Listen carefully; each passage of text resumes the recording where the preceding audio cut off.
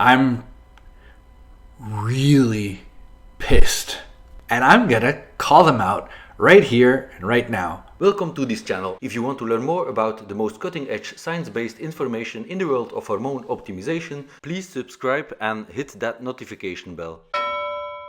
Hey guys, Danny Bossa from the TRT and Hormone Optimization YouTube channel. Today's video, I'm really pissed. Some of these clinics, these T-mills, these fly-by-night operations, or sometimes clinics that have multiple locations all across North America and market themselves to be legit, are, doing things that are borderline criminal. Like, some of these people should be jailed, literally jailed, or at least slapped around a couple of times, because what they're doing is just stupid. And I see it day in and day out. And there's other guys in my group that are seeing it day in, day out. And I just can't believe that some of this stuff is legal. I can't imagine how it's allowed. I can't imagine how they keep their license. I can't imagine how the medical boards don't get involved. And all we do is get the remnants of these destroyed patients coming into our Facebook groups, trying to figure out what it was that they were doing that's not working out, because they're like, I've been on TRT for 6 months and I feel terrible and I can't get out of bed and my joints hurt and everything, and so on and so forth. There was one in particular that came across our Facebook group this past week, and it was so ridiculous that I had to do a video on it. I've seen some stupid stuff. I've seen some stuff that really angered me to the point I wanted to call the clinic and just scream at them. This one just takes the cake. This one is so beyond stupid. It's so beyond stupid. And I'm going to call them out right here and right now because they're stupid.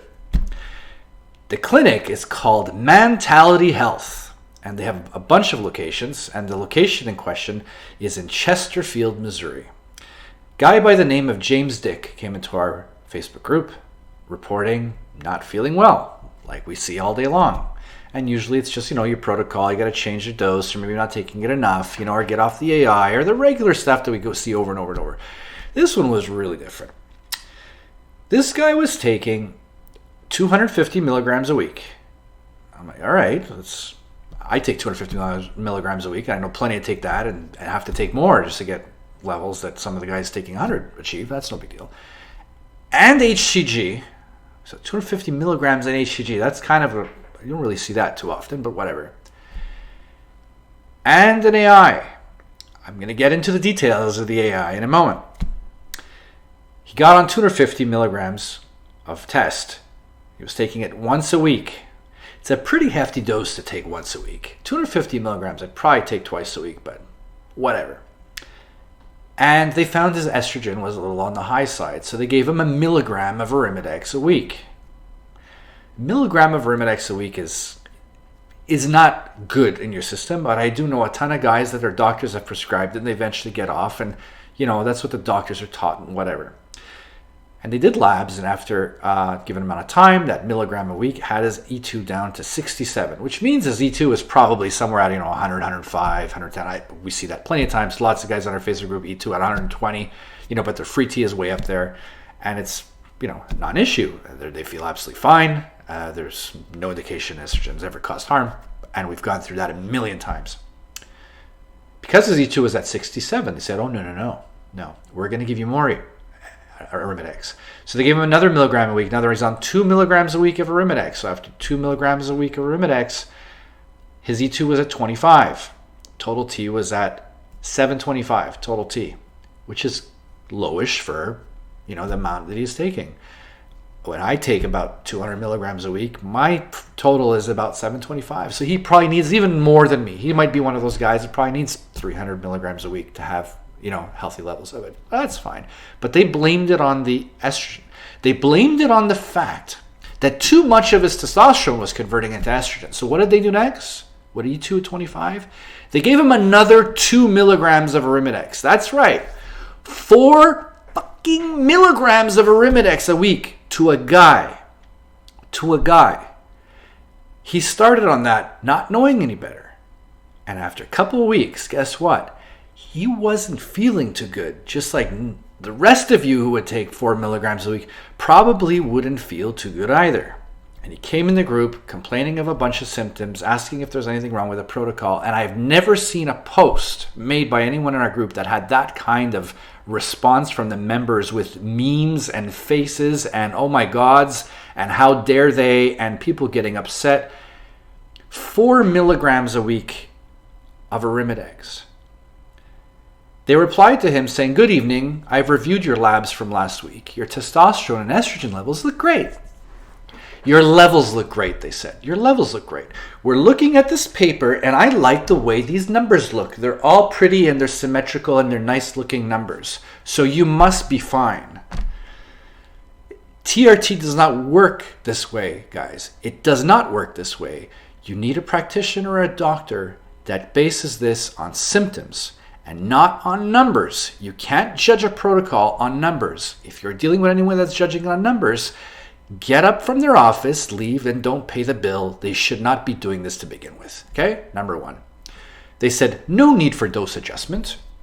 They did suggest splitting his 250 milligrams in 2, which, yeah, I probably would have done from the beginning. By the way, they started him on 1 milligram of Arimidex right off the bat. They said, you are going to need an AI. We know it. We can tell that you're going to need an AI. And they put him on one right away, prior to even doing labs. You're going to take an AI. Your next lab date, they said when your next lab date is. So your current dose now is 250 milligrams a week, 4 milligrams of anastrozole and HCG. I've attached your labs for review. He sent me his labs and I looked at them. He comes into our group and we taught him about estrogen. And we taught him about why you don't block estrogen. And we didn't just teach him going, blah, blah, blah, don't block estrogen, listen to us because we know everything. We provided a mountain of evidence in the medical literature that explains why estrogen should not be blocked in men on TRT. Pretty much almost in every single case, with the exception of a tiny, tiny little bit of men. And I'm talking tiny, like 1 in maybe 10,000, maybe 1 in 100,000, okay? And these 1 in 100,000, we're talking about their levels are like, in the several hundreds. Like they have the problem doesn't make any sense. This is extremely rare situation. The doctors we use, that we deal with, don't even measure estrogen anymore with their patients because they know better. They know that it was responsible for about half of the benefits we're going after on TRT. The only time they're actually going to measure estrogen is if they suspect that the patient has an aromatase deficiency, which means he's actually not making enough estrogen. So they'll say, hey, you've got all the symptoms of low estrogen. Let's just check to make sure you have enough. And if they don't, they'll actually give him estrogen to resolve these symptoms. Yes, they will give him estrogen. Again, those guys are also very rare, but they do happen. They're actually more common than the guys that over-aromatize into the hundreds, by the way. So he sent them an email and said, listen, I don't feel very well, and I've been in this Facebook group where I learned all about estrogen, and I've read through all these studies, and I don't really see why I should be blocking it. And they immediately wanted to drop him as a patient for not wanting to follow their protocol. So I asked them to send me these emails and send me the labs because I found it kind of odd. And I sent them an email myself. And I said, hey, here's a link to the Google Drive, the one that Jordan Grant has prepared, with all of the evidence in regards to why you shouldn't block estrogen. And I'd like you to look through this, and I'd like to know why you would be giving any man 4 milligrams of Arimidex a week. What is the evidence? So here's my evidence. Please provide your evidence why we should be giving a man 4 milligrams of Arimidex, and where are the health benefits? Which I know they won't be able to because there are none. We know this already. And they then replied to him saying, when they read the evidence that I gave to him for him to give to them, she writes, I do not practice off any article written greater than 4 years ago as that information is irrelevant. Testosterone and estrogen have been studied for over 80 years. In her opinion, if the study was done 6 years ago, it's irrelevant. So 80 years of study we need to ignore. Okay, do you have a more recent study, I asked, that demonstrates why you should be blocking estrogen in men? And it was crickets. I didn't get anything back, hear anything back. She then said, any further contact will need to go through our clinical director. Please do not email me further. So basically, she's saying, How dare you question our methods? How dare you question us giving you 4 milligrams? You got to take that 4 milligrams of Arimidex, otherwise you're not going to be a patient of ours. This is one guy. Many locations across the US. I wonder how many patients they have that are on Arimidex of those levels. And how many of these patients don't know about this channel, don't know about the Facebook group, don't know that there's a TRT community where everyone goes in and shares information with doctors providing literature and evidence. They don't know about these things, so they're just saying, well, it's my doctor telling me to do this, so I guess that's what I should be doing. And they feel like crap, and their health is degrading, and their bones are becoming brittle, and so on and so forth, and they don't know. But luckily this James guy came into our group and we were able to set him straight with evidence to which they didn't provide. So I contacted this clinic, I replied to the person that he was communicating with, and I gave her every opportunity to defend her position, to explain why she was giving him 4 milligrams of Arimidex and why they felt the need to block estrogen in any man. And I asked them, can you provide any evidence? Because if you can't, and I'm giving you the opportunity first, if you can't, I will be doing a video about this, exposing you. And she just replied, no. No, meaning I won't provide you, I can't provide you. Every opportunity imaginable. I said, let's keep this between me and you and defend your position because I know you're wrong and I can demonstrate that you're wrong and you're hurting this patient, but she didn't want to. So instead, her position was, I'm going to drop the patient. I went on to their website. You got to check out this website. It looks like it was written by a 6-year-old. I went through it and they said, at one part it says SBGH. I don't know what SBGH is. I know what SHBG is, sex hormone binding globule, and I know what that is, but they called it SBGH, or sexual binding globulin. That's the globulin you use when you want to have sex. You put it on yourself and then you bind with your sexual... It's sex hormone binding globulin. Guys, you're a freaking medical clinic. You can't get this right on your website. This testosterone is not available for use in the body. Then they write, free testosterone is also known as bioavailable testosterone, as it is biologically available testosterone for maximum use by the body.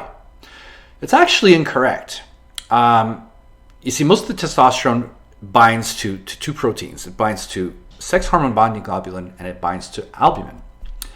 And then there's the rest that is not bound to any protein, and that's considered free testosterone. But you also have the testosterone that isn't bound to SHBG, but is actually bound to albumin. And if you take that and you add on the amount that is actually free, that's bioavailable. So when you're doing a test at a lab, if you test for free T and you test for bioavailable T, guess what? The end result is totally different numbers. They're claiming it's the same thing. But what do I know?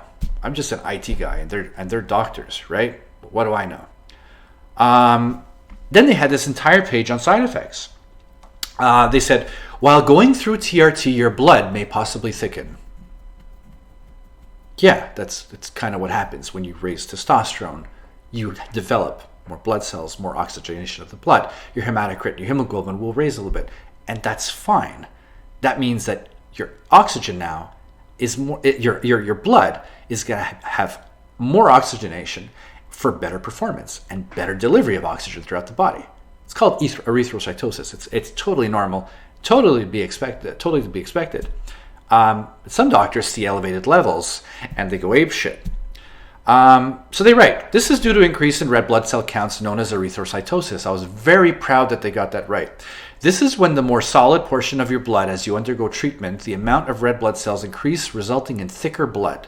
Under the supervision of medical professionals, this can be easily avoided by donating blood when needed. Why do you got to donate blood? Because you have a little bit elevated hematocrit hemoglobin. You don't need to donate blood. Why are you getting patients to donate blood for? Are you having patients donating blood like every month or every week because of these numbers? Like, it doesn't work that way at all. Okay? And then they had this FAQ, and they had all these like Q&A type things. And one of them says, can you really help with chest fat, aka man boobs? And it says, most of the time this is from too much estrogen in the body. which causes the body to retain both fat and water in the breast tissue. Appropriate testosterone therapy includes a medication to decrease excess estrogen. An appropriate testosterone therapy includes medication to decrease estrogen. So, we're going to jack up your testosterone levels, but when your estrogen levels are desperately trying to keep pace, to keep that ratio, no, we're going to lower that on purpose. So we're going to raise this one, we're going to bring this one down, and we're going to increase that ratio between the two. And it doesn't matter how much literature I sent her saying high ratios like that are going to cause issues. She didn't care. She didn't want to reply. She didn't want to defend. You don't do that. You don't touch estrogen. Okay? Why don't you touch estrogen, guys? Let's see. Number of things that you want. Number of reasons why you want to have estrogen in the body. It will decrease your risk of stroke.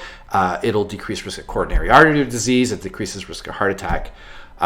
It will improve your sexual function. It'll improve erection strength. It'll improve your endothelial health. It'll improve cognition, like getting rid of brain fog. Estrogen makes your bones more dense. It helps with bone mineral density. If you have lower levels of estrogen, well, your bone mineral density is going to go down. You're going to be way more susceptible to breaks.